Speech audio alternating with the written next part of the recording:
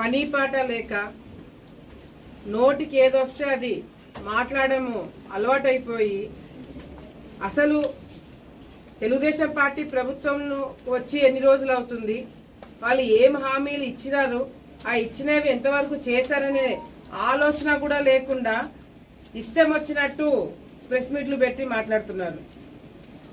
మరి ఈరోజు సూపర్ 6 చేయాలా, ఇంప్లిమెంట్ చేయాలా అని చెప్పి మొత్తుకుంటున్నారు. వీళ్ళకి కళ్ళు ఉండి కనిపించట్లేదా లేదా నిద్రపోయి మాట్లాడుతున్నారా అనేది కూడా ఒకసారి ప్రజలందరూ కూడా ఆలోచించాలా. ప్రభుత్వం వచ్చి ఎన్ని నెలలు అవుతుంది, మేము ఇచ్చిన హామీలు సూపర్ 6 అందులో ఏదైతే పెన్షన్లు గతంలో కన్నా పెంచినామా లేదా అనేది ప్రజలకి తెలుసు, పంచే వాళ్ళకి తెలుసు, తీసుకున్న వాళ్ళకి తెలుసు, ప్రభుత్వంలో నుంచి డబ్బులు వచ్చే వాళ్ళు మాకు తెలుసు. మీరు కేవలము డైవర్షన్ పాలిటిక్స్ అలవాటైపోయి అబద్ధాన్ని పదే జరగలేదు అని చెప్తూ మీ కంటికి కూడా ఏవి కనిపించట్లేదు. పెన్షన్లు 4,000 ఇవ్వడము వాస్తవం కాదా? ప్రభుత్వం వచ్చిన వెంటనే మరి వికలాంగులకి 6,000 పెన్షన్ ఇవ్వడము వాస్తవం కాదా? బెడ్ రిడన్ వాళ్ళకి 15,000 పెన్షన్ ఇవ్వడము వాస్తవం కాదా? మరి అదే కాకుండా గ్యాస్ సిలిండర్లు ఏదైతే చంద్రబాబు నాయుడు గారు గత ప్రభుత్వంలో ఆడవాళ్ళు చాలా ఇబ్బందులు పడ్డారు, రేట్లన్నీ పెరిగిపోయి కూరగాయల రేట్లు, సరుకులు, కరెంటు బిల్లు ఇవన్నీ కూడా పెరగడంతో సామాన్య ప్రజలు ఇబ్బందులు పడుతున్నారని చెప్పి సంవత్సరానికి 3 గ్యాస్ సిలిండర్లు ఉచితంగా ఇస్తానని చెప్పి మాట ఇచ్చిన ఆ మాట నిలబెట్టుకొని మా ప్రభుత్వం రాగానే మరి గ్యాస్ సిలిండర్లు ఇవ్వడం వాస్తవం కాదా? ఇవన్నీ ఏది కూడా వైసీపీ నాయకులకి కనిపించట్లేదా అనేది కూడా ఈరోజు మాకు అర్థం కావట్లేదు. ఆ వైసీపీ ఆఫీస్లో ఎవడో ఒకడు ఒక ఆఫీస్లో కూర్చొని ఏదో టైప్ కొట్టి వీళ్ళందరికీ పంపిస్తున్నారు. టైప్ కొట్టింది ఉండేటట్టుగా బాగా చదివి వీళ్ళాడ మార్కులు కొట్టేయాలని చూస్తున్నారు.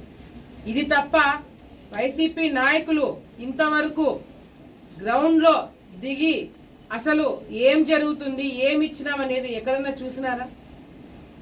నోటికి ఎంత వస్తే అంత వాళ్ళ అర్హత కూడా చూసుకోకుండా చంద్రబాబు నాయుడు గారిని, పవన్ కళ్యాణ్ గారిని, లోకేష్ అన్నని ఇష్టం వచ్చినట్టు మాట్లాడుతున్నారు. తెలుగుదేశం పార్టీలో ఇంకా క్రమశిక్షణ ఉంది కాబట్టి ఇంకా మీరు మాట్లాడగలుగుతున్నారు. లేకపోతే మీరు చేసిన దానికి మాట్లాడేదానికి ఈ పార్టీకి వేరే విధంగా ఉండేది.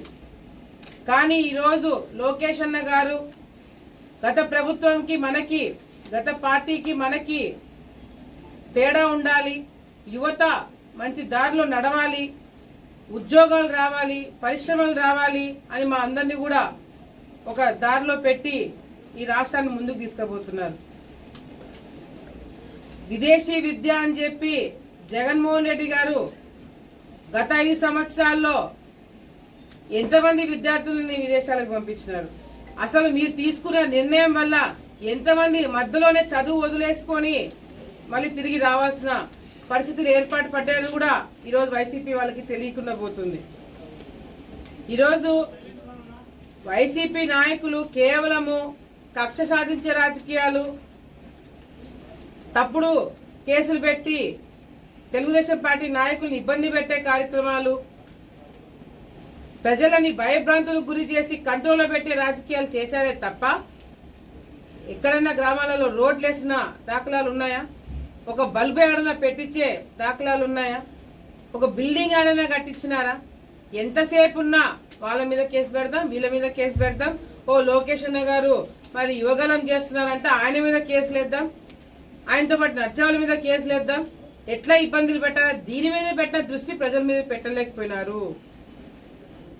ఈరోజు మీరు ప్రతిపక్షానికి కూడా పనికిరారని చెప్పి మిమ్మల్ని ఒక మూలను కూర్చోబెట్టింది ఈ రాష్ట్ర ప్రజలు.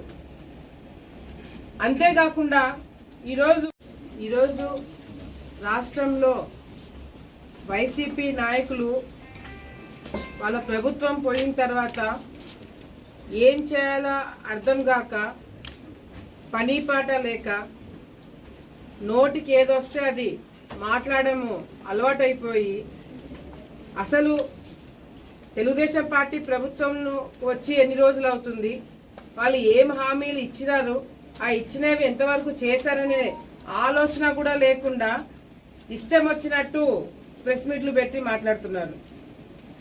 మరి ఈరోజు సూపర్ 6 చేయాలా, ఇంప్లిమెంట్ చేయాలా అని చెప్పి మొత్తుకుంటున్నారు. వీళ్ళకి కళ్ళు ఉండి కనిపించట్లేదా, లేదా నిద్రపోయి మాట్లాడుతున్నారా అనేది కూడా ఒకసారి ప్రజలందరూ కూడా ఆలోచించాలా. ప్రభుత్వం వచ్చి ఎన్ని నెలలు అవుతుంది, మేము ఇచ్చిన హామీలు సూపర్ 6, అందులో ఏదైతే పెన్షన్లు గతంలో కన్నా పెంచినామా లేదా అనేది ప్రజలకి తెలుసు, పంచే వాళ్ళకి తెలుసు, తీసుకున్న వాళ్ళకి తెలుసు, ప్రభుత్వంలో నుంచి డబ్బులు వచ్చే వాళ్ళు మాకు తెలుసు. మీరు కేవలము డైవర్షన్ పాలిటిక్స్ అలవాటైపోయి అబద్ధాన్ని పదే జరగలేదు అని చెప్తూ మీ కంటికి కూడా ఏమి కనిపించట్లేదు. పెన్షన్లు 4,000 ఇవ్వడము వాస్తవం కాదా? ప్రభుత్వం వచ్చిన వెంటనే మరి వికలాంగులకి 6,000 పెన్షన్ ఇవ్వడము వాస్తవం కాదా? బెడ్ రిడన్ వాళ్ళకి 15,000 పెన్షన్ ఇవ్వడము వాస్తవం కాదా? మరి అదే కాకుండా గ్యాస్ సిలిండర్లు ఏదైతే చంద్రబాబు నాయుడు గారు గత ప్రభుత్వంలో ఆడవాళ్ళు చాలా ఇబ్బందులు పడ్డారు, రేట్లన్నీ పెరిగిపోయి కూరగాయల రేట్లు, సరుకులు, కరెంటు బిల్లు ఇవన్నీ కూడా పెరగడంతో సామాన్య ప్రజలు ఇబ్బందులు పడుతున్నారని చెప్పి సంవత్సరానికి 3 గ్యాస్ సిలిండర్లు ఉచితంగా ఇస్తానని చెప్పి మాట ఇచ్చిన ఆ మాట నిలబెట్టుకొని మా ప్రభుత్వం రాగానే మరి గ్యాస్ సిలిండర్లు ఇవ్వడం వాస్తవం కాదా? ఇవన్నీ ఏది కూడా వైసీపీ నాయకులకి కనిపించట్లేదా అనేది కూడా ఈరోజు మాకు అర్థం కావట్లేదు. ఆ వైసీపీ ఆఫీస్లో ఎవడో ఒకడు ఒక ఆఫీస్లో కూర్చొని ఏదో టైప్ కొట్టి వీళ్ళందరికీ పంపిస్తున్నారు. టైప్ కొట్టింది ఉండేటట్టుగా బాగా చదివి వీళ్ళాడ మార్కులు కొట్టేయడానికి చూస్తున్నారు. ఇది తప్ప వైసీపీ నాయకులు ఇంతవరకు గ్రౌండ్ లో దిగి అసలు ఏం జరుగుతుంది, ఏమి ఇచ్చినామనేది ఎక్కడన్నా చూసినారా? నోటికి ఎంత వస్తే అంత, వాళ్ళ అర్హత కూడా చూసుకోకుండా చంద్రబాబు నాయుడు గారిని, పవన్ కళ్యాణ్ గారిని, లోకేష్ అన్నని ఇష్టం వచ్చినట్టు మాట్లాడుతున్నారు. తెలుగుదేశం పార్టీలో ఇంకా క్రమశిక్షణ ఉంది కాబట్టి ఇంకా మీరు మాట్లాడగలుగుతున్నారు. లేకపోతే మీరు చేసిన దానికి, మాట్లాడేదానికి ఈ పార్టీకి వేరే విధంగా ఉండేది. కానీ ఈరోజు లోకేష్ అన్న గారు గత ప్రభుత్వంకి మనకి, గత పార్టీకి మనకి తేడా ఉండాలి, యువత మంచి దారిలో నడవాలి, ఉద్యోగాలు రావాలి, పరిశ్రమలు రావాలి అని మా అందరినీ కూడా ఒక దారిలో పెట్టి ఈ రాష్ట్రాన్ని ముందుకు తీసుకుపోతున్నారు. విదేశీ విద్య అని చెప్పి జగన్మోహన్ రెడ్డి గారు గత 5 సంవత్సరాల్లో ఎంతమంది విద్యార్థులని విదేశాలకు పంపించినారు? అసలు మీరు తీసుకున్న నిర్ణయం వల్ల ఎంతమంది మధ్యలోనే చదువు వదిలేసుకొని మళ్ళీ తిరిగి రావాల్సిన పరిస్థితులు ఏర్పాటు పడ్డారు కూడా ఈరోజు వైసీపీ వాళ్ళకి తెలియకుండా పోతుంది. ఈరోజు వైసీపీ నాయకులు కేవలము కక్ష సాధించే రాజకీయాలు, తప్పుడు కేసులు పెట్టి తెలుగుదేశం పార్టీ నాయకుల్ని ఇబ్బంది పెట్టే కార్యక్రమాలు, ప్రజలని భయభ్రాంతులకు గురి చేసి కంట్రోల్లో పెట్టే రాజకీయాలు చేశారే తప్ప ఎక్కడన్నా గ్రామాలలో రోడ్లు వేసిన దాఖలాలు ఉన్నాయా? ఒక బల్బు ఏడైనా పెట్టించే దాఖలాలు ఉన్నాయా? ఒక బిల్డింగ్ ఏడైనా కట్టించినారా? ఎంతసేపు ఉన్నా వాళ్ళ మీద కేసు పెడతాం, వీళ్ళ మీద కేసు పెడతాం. ఓ లోకేష్ అన్న గారు మరి యువగలం చేస్తున్నారంటే ఆయన మీద కేసులు వేద్దాం, ఆయనతో పాటు నడిచేవాళ్ళ మీద కేసులు వేద్దాం. ఎట్లా ఇబ్బందులు పెట్టాలా దీని మీద పెట్టిన దృష్టి ప్రజల మీద పెట్టలేకపోయినారు.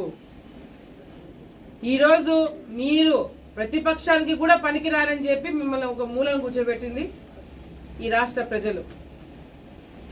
అంతేకాకుండా ఈరోజు లోకేష్ అన్న గారు ఆలోచన విధానం ఈ రాష్ట్రంలో ఉన్న యువత ఉద్యోగాలు రావాలి, చదువుకున్న పిల్లలు చాలా మంది మన రాష్ట్రంలో ఉన్నారు, కానీ ఉద్యోగాలు లేక ఇబ్బందులు పడుతున్నారని చెప్పి ఈ ప్రభుత్వం వచ్చిన వెంటనే ఎవరికి ఉద్యోగాలు ఇచ్చారు, ఎవరికి ఉద్యోగాలు ఇచ్చారని చెప్పి మొత్తుకుంటున్నారు. పిచ్చి పట్టి తిరుగుతున్నారు వైసీపీ నాయకులు. ప్రతి నెల జాబ్ మేళా కండక్ట్ చేసి కంపెనీలని ప్రతి ఒక్క నియోజకవర్గానికి తీసుకొచ్చి అక్కడ టాలెంట్ ఉండి చదువుకున్న పిల్లలకి ఉద్యోగాలు ఇప్పించే కార్యక్రమము ప్రతి నెల జరుగుతుంది ఈ ప్రభుత్వం వచ్చిన తర్వాత. ఉదాహరణ ఆళ్లగడ్డనే ఇప్పటికే ఒక 4 జాబ్ మేళాలు జరిగింటే దాదాపుగా 200 మందికి ఉద్యోగాలు ఇప్పించినాం. ఆళ్లగడ్డలో ఎప్పుడు లేని మొదటి పరిశ్రమ సోలార్ ప్లాంట్ పెట్టించడం జరిగింది. దాదాపుగా 300 నుంచి 400 మందికి ఉద్యోగాలు ఇప్పించే పరిశ్రమ ఆళ్లగడ్డకు వచ్చింది. ఇవన్నీ ఏవి వైసీపీ నాయకులకి కనిపించవు. ఎంతసేపు ఉన్న మైకులు ముందున్నాయా, వాళ్ళని తిట్టడమా? మీరు అధికారంలో ఉన్నప్పుడు అదే చేస్తున్నారు, ప్రతిపక్షం ఉన్నప్పుడు అదే చేస్తున్నారు. అంతేకాకుండా ఈరోజు ప్రతి ఒక్క రంగంలో ప్రతి ఒక్క మంత్రి, ప్రతి ఒక్క నాయకుడు, తెలుగుదేశం పార్టీ కార్యకర్త దగ్గర నుంచి ముఖ్యమంత్రి చంద్రబాబు నాయుడు గారి దగ్గర వరకు ప్రతి ఒక్కరూ బాధ్యతలు తీసుకున్నారు. మేమిచ్చిన మాట నిలబెట్టుకోవాలా, గతంలో ప్రజలు ఇబ్బంది పడ్డారు, ఈసారి మాకు గుర్తింపు రాకపోయినా పర్వాలేదు, మేము ప్రజలకు ఇచ్చిన మాట నిలబెట్టుకోవాలని చెప్పి చాలా మంది త్యాగం చేసినారు. అవన్నీ కూడా రేపు పొద్దున ఏదో చెప్తున్నారు, ప్రజా తిరుగుబాటు వస్తుందంట తెలుగుదేశం పార్టీకి. ప్రజా తిరుగుబాటు ఏంది? 6 నెలలు 7 నెలలకే మేం చేసిన అభివృద్ధి కార్యక్రమాలలో మీరు 1% 6 నెలల్లో చేయలేకపోయినారు. కానీ మేం చేయలేనిది ఒకటి ఉంది, మీరు చేసింది. 6 నెలల్లో మీరు పెట్టిన కేసులు మేము పెట్టలేకపోయినాం, మీరు పెట్టిన ఇబ్బందులు మేము పెట్టలేకపోయినాం. అదైతే వాస్తవం. రాష్ట్రాన్ని 6 నెలలకే మీరు వచ్చిన మొదటి రోజు నుంచి అల్లకల్లోలం, ప్రజావేదిక కూల్చేయడం దగ్గర నుంచి, కేసులు పెట్టే దగ్గర నుంచి మీ పతనం ఎప్పుడు మొదలైందంటే ఎప్పుడైతే మీరు లిమిట్ క్రాస్ చేసి చంద్రబాబు నాయుడు గారి మీద అరెస్ట్ చేశారో అప్పుడు మీ పతనం మొదలైంది. ఇంకా జరుగుతుంది, ఇంకా చాలా ఉన్నాయి. దావోస్కి వెళ్ళి ఏం చేస్తున్నారు? అసలు మీకు పరిశ్రమ అంటే ఏందో తెలియదు. మీకు జగన్మోహన్ రెడ్డి గారు ముఖ్యమంత్రిగా ఉన్నప్పుడు పరిశ్రమలు ఏందో తెలుసా? చేపలు, కోళ్లు, అవి పీతలు. ఇంకా రాయలసీమలో అవి కూడా ఉండవు. 3 రాజధాని పేరు మీద మీరు విడగొట్టడము, చెడగొట్టడము, కూల్చివేయడాలు, ఇవి తప్ప మీ ప్రభుత్వంలో ఏమైనా చేసినారా? నిన్న మొన్న ఆలగడ్డలో ఎప్పుడు లేని 2 ఆడిముత్యాలు కనపడినారబ్బా. ఇన్ని రోజులు కనపడలా వైసీపీ ఆడిముత్యాలు. ఒకడి ఇంట్లో ప్రెస్ మీట్ పెడతాడు, ఇంకోటి ఇంట్లో ప్రెస్ మీట్ పెడతాడు. ఎవడు ముందు పెట్టాలని వాళ్ళు కొట్లాడుకుంటున్నారు. మీరు చంద్రబాబు నాయుడు గారి గురించి, పవన్ కళ్యాణ్ గారి గురించి, ప్రభుత్వం చేసే కార్యక్రమాల గురించి, అభివృద్ధి గురించి మాట్లాడే అర్హత కూడా మీకు లేదు. మీరు డిబేట్లకు వస్తారా? డిబేట్లకు వచ్చే మొక్కలనా మీవి? ఆలగడ్డలో అవినీతి జరుగుతుందంట, అక్రమాలు జరుగుతున్నాయంట. గతంలో ఎమ్మెల్యేగా పనిచేసిన వాళ్ళ అమ్మ అంగన్వాడీ సెంటర్లలో గుడ్లు తీసుకున్నారు, పాలు తీసుకున్నారు, పశువులకైతే మేత తీసుకున్నారు. మీరు అవినీతి గురించి మాట్లాడుతున్నారా? సిగ్గుచేటు. డిబేట్ అని చెప్పి చాలా ఉత్సాహంగా ఉన్నారు కదా.